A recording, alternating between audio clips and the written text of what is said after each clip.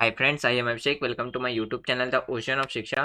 तो आज की वीडियो में हम जो क्लास 11th है उसका chapter 10 the philosophy of the constitution discuss करेंगे। इससे पहले हमने ऑलरेडी फर्स्ट पार्ट एंड इसी का सेकंड पार्ट डिस्कस कर लिया है। फर्स्ट पार्ट में जो हमने डिस्कस किया था कि what is the meant by the philosophy of constitution, यानी कि संविधान के दर्शन में का उसका क्या अर्थ है, उसको डिस्कस किया था। फिर हमने इसकी आवश्यकता क्यों पड़ती है। फिर हमने डिस्कस किया था constitutions as means of democratic transformation, यानी कि लोकतांत्रिक परिवर्तन के साधन के रूप में संविधान को हमने डिस्कस किया था। फिर हमने what is political philosophy of our constitution, यानी कि हमारे संविधान का जो राजनीतिक दर्शन है वो क्या है, उसको भी हमने फर्स्ट पार्ट में डिस्कस किया था। सेकंड पार्ट में जो हमने डिस्कस किया था व्यक्तिगत स्वतंत्रता क्या है, सोशल जस्टिस क्या कहता है। फिर हमने उसमें डिस्कस किया था कि सर्कुलिज्म का मतलब क्या है, और भी जो हमारी फिलोसफी ऑफ द कॉन्स्टिट्यूशन है उसको हमने डिस्कस किया था जो अदर पॉइंट्स में थे। आज हम डिस्कस करेंगे इसके क्रिटिज्म, यानी कि फर्स्ट वीडियो में हमने ऑलरेडी ये सारे, जो सेकंड वीडियो है उसमें हमने ये सारे पॉइंट्स डिस्कस कर रखा है। तो आज की वीडियो में हम क्रिटिसाइज देखेंगे कि हमारे जो कॉन्स्टिट्यूशन असेंबली है उसके कुछ क्रिटिसाइज किए गए थे। तो तीन तरीके के तीन क्रिटिसाइज हम डिस्कस करेंगे। फर्स्ट पहला आलोचना यानी कि फर्स्ट क्रिटिज्म, दूसरा क्रिटिज्म और तीन क्रिटिज्म डिस्कस करेंगे, और लिमिटेशंस क्या है हमारी कॉन्स्टिट्यूशन की उसको हम डिस्कस करेंगे आज की वीडियो में। और आज हमारी ये चैप्टर पूरी कंप्लीट हो जाएगी। नेक्स्ट डे से हम जो 11th क्लास की जो सेकंड बुक है पॉलिटिकल थ्योरी उसको डिस्कस करेंगे, और साथ में एम लक्ष्मीकांत की जो वीडियो है उसको भी डिस्कस करेंगे, जिसमें हमने 6 चैप्टर तक ऑलरेडी कंप्लीट कर लिया और हम 7 चैप्टर उसमें स्टार्ट करेंगे, जो कि होगा हमारा फंडामेंटल राइट्स के बारे में। तो चलिए स्टार्ट करते हैं हम अपना आज का डिस्कशन।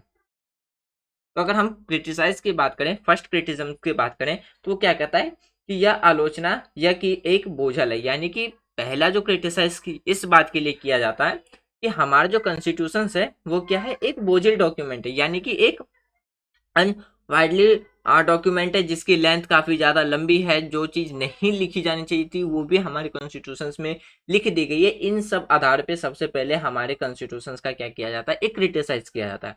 इस अवधारणा पर आधारित है कि किसी देश के संपूर्ण संविधान को एक कॉम्पैक्ट दस्तावेज में पाया जाना चाहिए, यानी कि ये कहा जाता है कि जो कॉन्स्टिट्यूशन है वो क्या होना चाहिए, एक कॉम्पैक्ट, यानी कि एक छोटा सा लिखित दस्तावेज आना होना चाहिए जो कि क्या है, कम शब्दों में पूरी चीजों को एक्सप्लेन कर दे।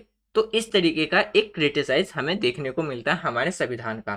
फिर यह भी तथ्य दिया जाता है कि एक देश का जो संविधान है, यानी कि एक देश के संविधान का जो पहचान है वो क्या होना चाहिए, एक कॉम्पैक्ट दस्तावेज के रूप में होना चाहिए, यानी कि कॉम्पैक्ट दस्तावेज के साथ और अन्य लिखित दस्तावेज के साथ संवैधानिक स्थिति के साथ की जानी चाहिए। यानी कि जो चीज कॉन्स्टिट्यूशन में नहीं लिखा होना चाहिए तो उसको कॉन्स्टिट्यूशन में ना लिख करके सिर्फ वो चीजें कॉन्स्टिट्यूशन में लिखना है जिससे कि क्या है, एक देश की पहचान हो सके।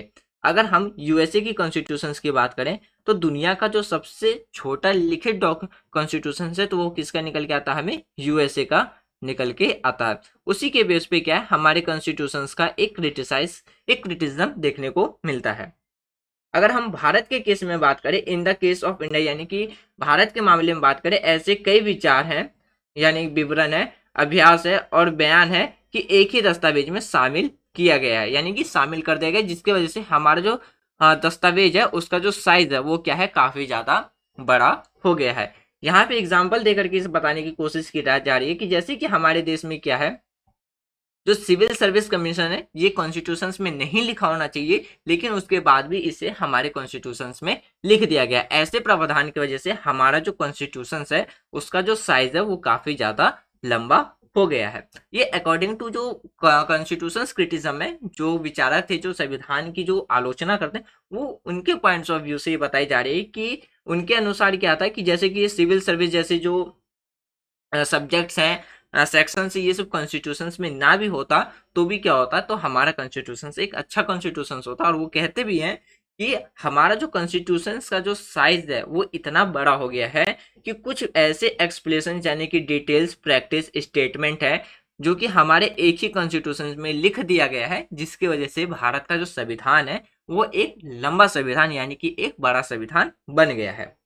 फिर अगर हम दूसरा क्रिटिसिज्म देखने की बात करें, यहाँ पे एक पॉइंट और है, लेकिन भारत में ऐसे कई मामलों को संवैधानिक दस्तावेज में शामिल किया जा मतलब शामिल किया जाता है। हमारे कॉन्स्टिट्यूशंस में ऐसे बहुत से मैटर्स हैं, सेक्शंस हैं, टॉपिक्स हैं, आर्टिकल्स हैं जो क्रिटिसिज्म जो पर्सन्स क्रिटिसाइज कर रहे हैं उनके अकॉर्डिंग कॉन्स्टिट्यूशंस में नहीं होना चाहिए, लेकिन फिर भी उसे हमारे कॉन्स्टिट्यूशंस में ऐड कर रखा है। तो इस बेसिस पे पहला क्रिटिसिज्म हमें देखने को मिलता है हमारे संविधान का। अगर हम दूसरे क्रिटिसिज्म की बात करें तो इसमें ये कहा जाता है कि यह हमें प्रतिनिधित्व को दो घटकों में अंतर करना चाहिए, यानी कि इसमें कहा जाता है कि यहाँ पे जो दो घटक है उसके में जो प्रतिनिधित्व के जो दो घटक है उसमें हमें अंतर रखना चाहिए, जिसमें एक जिसे कहा गया एक आवाज कहा गया और दूसरा राय। यानी कि पहले को क्या कहा गया, वॉइस कहा गया, और दूसरे को अदर ओपिनियन यानी कि सजेशंस के रूप में कहा जाता है। अगर हम वहीं पे बात करें, प्रतिनिधित्व के आवाज घटक महत्वपूर्ण माना गया था। लोगों को उनकी भाषा या आवाज में पहचान जाना चाहिए, ना कि दास्तानों की भाषा में। यदि हम भारतीय संविधान को इस आयाम से देखते हैं, यानी कि अगर हम अपने कॉन्स्टिट्यूशन को एज अ वॉइस के रूप में देखते हैं तो हमें क्या देखने को मिलता है, तो यह दस्तावेज गैर प्रतिनिधित्व है, यानी कि एक ऐसा डॉक्यूमेंट है जिसमें जो अनरिप्रेजेंटेटिव यानी कि जो कि हमें क्या देखने को मिलता है, इननेडेड अनरिप्रेजेंटेटिव देखने को मिलते हैं। क्यों? क्योंकि जो कॉन्स्टिट्यूशन असेंबली के जो मेंबर थे वो क्या थे, डायरेक्ट इलेक्टेड नहीं थे, यानी कि पब्लिक के द्वारा डायरेक्ट चुने हुए नहीं थे। यानी कि अगर हम बात करें, क्योंकि संविधान सभा के जो सदस्य थे, सदस्यों को एक प्रतिनिधित्व यानी कि मताधिकार द्वारा चुना गया था, ना कि सार्वभौमिक मताधिकार के द्वारा। यहाँ पे सार्वभौमिक मताधिकार के द्वारा ये है कि जो कॉन्स्टिट्यूशन असेंबली के जो मेंबर्स थे उनको किनके द्वारा चुना गया था, मेंबर्स के ही द्वारा, कॉन्स्टिट्यूशन असेंबली के मेंबर्स के द्वारा ही चुना गया था, जबकि उसमें जो आम पब्लिक है उनके द्वारा नहीं चुना गया था। अगर हम किस रूप से देखते हैं, अगर हम वॉइस के रूप में देखते हैं, तो यदि हम वही सजेशंस के रूप में अगर बात करें, अगर हम अपने आयाम को क्या करें, अगर सजेशंस की यानी कि राय के रूप में देखें, तो हमें इसे पूरी तरीके से क्या है, प्रतिनिधित्व में कमी नहीं पाएंगे। यानी कि जो कॉन्स्टिट्यूशन असेंबली है उसको हम अगर एज अ राय यानी कि एज अ अदर ओपिनियन के व्यू से देखते हैं तो हमें उसमें क्या देखने को मिलता है कि पूरी तरीके से इसमें प्रतिनिधित्व की कमी नहीं थी। यह दावा किया गया था कि संविधान सभा में जितने भी जो पर्सन्स थे, यानी कि जितने भी जो कॉन्स्टिट्यूशन असेंबली के जो मेंबर थे, उनकी राय का जो प्रतिनिधित्व किया गया था, यानी कि उन सभी ने किसके लिए रिप्रेजेंटेटिव किया था, तो अदर ओपिनियन यानी कि राय का प्रतिनिधित्व किया था। इसमें कुछ हो सकता, यानी कि अगर हम बात करें, यदि हम संविधान सभा में कोई बहसों को, यानी कि जो भी कॉन्स्टिट्यूशन असेंबली के अंदर डिबेट किया गया था कि हमारी कॉन्स्टिट्यूशन के अंदर में क्या राइट्स दिए जाने चाहिए, पब्लिक के पास क्या राइट्स होगा, कौन से अधिकार होगा, गवर्नमेंट कितने लिमिटेशंस के अंदर रह करके काम करेगी, स्टेट की क्या पावर होगी, सेंट्रल की क्या पावर होगी, फेडरल जो हमारे federal system, unitary system during of emergency time, इन सब पे जो हमारे कॉन्स्टिट्यूशन असेंबली में बहस हुआ था, यदि हम उस सभी डिबेट को पढ़ते हैं तो हमें ये पता चलता है कि जो ऐसे कई मुद्दे थे, ऐसे कई टॉपिक्स थे, ऐसे कई विचार थे जिनका उल्लेख किया गया है। सदस्यों ने न केवल अपने व्यक्तिगत बल्कि सामाजिक सरोकारों के आधार पर बल्कि विभिन्न सामाजिक वर्गों के कथित हितों को और चिंतित के आधार पर क्या है, मामलों को कॉन्स्टिट्यूशन असेंबली में उठाया था। इसी वजह से आज के टाइम पे क्या है, हमें बहुत से अधिकार, एक सेंट्रल और स्टेट गवर्नमेंट की लिमिटेशंस, ये सारे हमें देखने को मिलता है। थर्ड जो क्रिटिसाइज किया जाता है हमारे कॉन्स्टिट्यूशन का, उसमें यह आरोप लगाया जाता है कि जो भारत का जो संविधान है वो पूरी तरीके से क्या है, एक विदेशी दस्तावेज है। क्यों ऐसा इसलिए कहा जाता है, क्योंकि हमारा जो कॉन्स्टिट्यूशन है, हमारे जो कॉन्स्टिट्यूशन मेकर थे, उन्होंने पहले वर्ल्ड की जितने भी जो कॉन्स्टिट्यूशन थी, बेस्ट रिटन कॉन्स्टिट्यूशन, उसको पढ़ा, एनालाइज किया, उसके बाद एक ऐसा कॉन्स्टिट्यूशन लिखा जिसमें कि क्या है, वो सारी वेलफेयर की बातें रखी गई, जिससे कि क्या है, एक पर्सन अपने आप को डेवलप कर सकता है। इसलिए कहा जाता है कि जो भारत का जो कॉन्स्टिट्यूशन है, यानी कि इंडिया का जो कॉन्स्टिट्यूशन है, वो क्या है, एक फॉरेन कॉन्स्टिट्यूशन, यानी कि क्या है, एक अलाइन डॉक्यूमेंट है, एक ऐसा दस्तावेज है जो दूसरों को कॉपी करके हमारे में लिखा गया। यानी कि यहाँ पे जो तीसरा क्रिटिसाइज देखने को मिलता है वो एक तरीके से निकल के आता है बोरोड कॉन्स्टिट्यूशन। बोरोड का मतलब होता है कि दूसरों का उठा करके सीधा अपने में लिख देना। लेकिन हमारा कॉन्स्टिट्यूशन एक बोरोड नहीं है, बल्कि पहले पूरे कंट्री के यानी कि जितने भी जो वेस्टर्न साइड के जो डेवलप डेमोक्रेटिक कंट्री थे उनके कॉन्स्टिट्यूशंस को पढ़ा, एनालाइज किया। उसके बाद सारे वो प्रावधान, सारे आर्टिकल, सारे राइट्स एक पर्सन्स को हमारी कंट्री के अंदर दिए गए। इसलिए कहा जाता है कि जो भारत का जो संविधान है यानी कि जो इंडिया का कॉन्स्टिट्यूशन है वो एक अलाइन डॉक्यूमेंट है, यानी कि एक पश्चिम दस्तावेज है जो पश्चिम संविधानों से उल्लेख द्वारा उदार किया गया। जैसे कि हम बात करते हैं फंडामेंटल राइट्स की, तो फंडामेंटल राइट्स हमने कहाँ से लिया? यूएसए के कॉन्स्टिट्यूशन से। फिर हम बात करते हैं डीपीएसपी की, यह हमने आयरिश कॉन्स्टिट्यूशन से लिया। फंडामेंटल ड्यूटीज की बात करते हैं, हमने रशिया के कॉन्स्टिट्यूशन से लिया। पार्लियामेंट्री सिस्टम की बात करते हैं, हमने ब्रिटेन के कॉन्स्टिट्यूशन से लिया। इसलिए कहा जाता है कि जो हमारा कॉन्स्टिट्यूशन है वो क्या है? एक एलियन यानी कि एक विदेशी दस्तावेज है। इस बात के लिए भी हमारे कॉन्स्टिट्यूशन का एक क्रिटिसाइज किया जाता है। और भारत के लोगों के जैसे कि हम बात करें सांस्कृतिक आलोचक के साथ असहज रूप से बैठता है। यानी कि अगर हम क्रिटिसाइज करने वाले ये कहते हैं कि जो हमारा एक विदेशी दस्तावेज है संविधान को लेकर के कहते हैं, वो कहते हैं कि वो भारत की जो कल्चर है यानी कि इंडियन के लोगों की जो कल्चर है उसके साथ वो क्या कर रहा है? एक अनबैलेंस, यानी कि वो बैलेंस करके नहीं बैठ पाता है।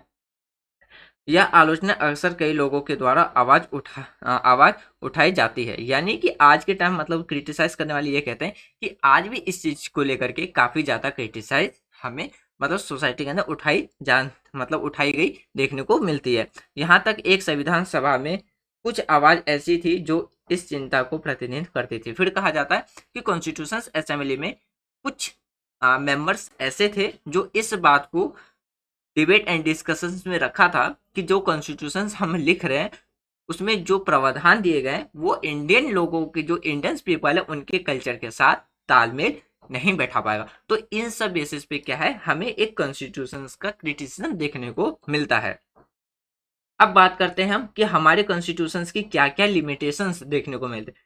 पहला लिमिटेशंस की बात करें, यानी कि सबसे पहले भारतीय संविधान में एक राष्ट्रीय एकता का एक केंद्रित विचारक है। यानी कि हमारा जो कॉन्स्टिट्यूशन है, भारत का जो कॉन्स्टिट्यूशन है उसमें क्या एक राष्ट्रीय एकता और एक केंद्रीय का जो एक अगर हम सेंट्रलाइज्ड आइडिया की बात करें तो वो हमें देखने को मिलता है। दूसरा, ऐसा प्रतीत होता है यानी कि ऐसा हमें एनालाइज, ऐसा हमें एहसास होता है, ऐसा हमें लगता है कि लैंगिक न्याय में कुछ महत्वपूर्ण मुद्दों जैसे कि विशेषकर परिवार के भीतर पर प्रकाश डाला गया है। और तीसरा लिमिटेशन हमें ये देखने को मिलता है, यह स्पष्ट नहीं है कि एक गरीब विकासशील देश में कुछ बुनियादी जैसे कि सामाजिक आर्थिक अधिकारों को हमारे मौलिक अधिकारों की एक अभिन्न विशेषता बनाने के बजाय है निर्देशक सिद्धांत के अनुभाग में क्यों हटा दिया गया। तो यहाँ पे हमें ये कुछ लिमिटेशंस देखने को मिलते हैं किसके? तो कॉन्स्टिट्यूशन यानी कि इंडियन कॉन्स्टिट्यूशंस के। तो फ्रेंड्स ये था हमारा 11th क्लास का जो फर्स्ट बुक है पॉलिटिकल साइंस का, वो हमने आज कंप्लीट कर लिया। तो कल से हम अपना सेकंड बुक स्टार्ट करेंगे। तो मुझे उम्मीद है कि इस चैप्टर में, इस बुक सीरीज में जो भी हमने चैप्टर डिस्कस किए वो आपको प्रॉपरली समझ में आ गया होगा। यदि कोई डाउट्स हो तो आप अपने डाउट्स को कमेंट बॉक्स में लिख देना। जब हम जो अगला बुक डिस्कस सीरीज स्टार्ट करेंगे तो उससे पहले हम अपने जितने भी जो प्रीवियस डाउट है उसको क्लियर करेंगे, तब हम अपने नेक्स्ट वीडियो यानी कि नेक्स्ट बुक को स्टार्ट करेंगे। तो फ्रेंड्स यदि आपको वीडियो पसंद आ रही हो तो आप वीडियो को लाइक कर सकते हैं, शेयर कर सकते हैं एंड सब्सक्राइब कर सकते हैं। Thanks for watching.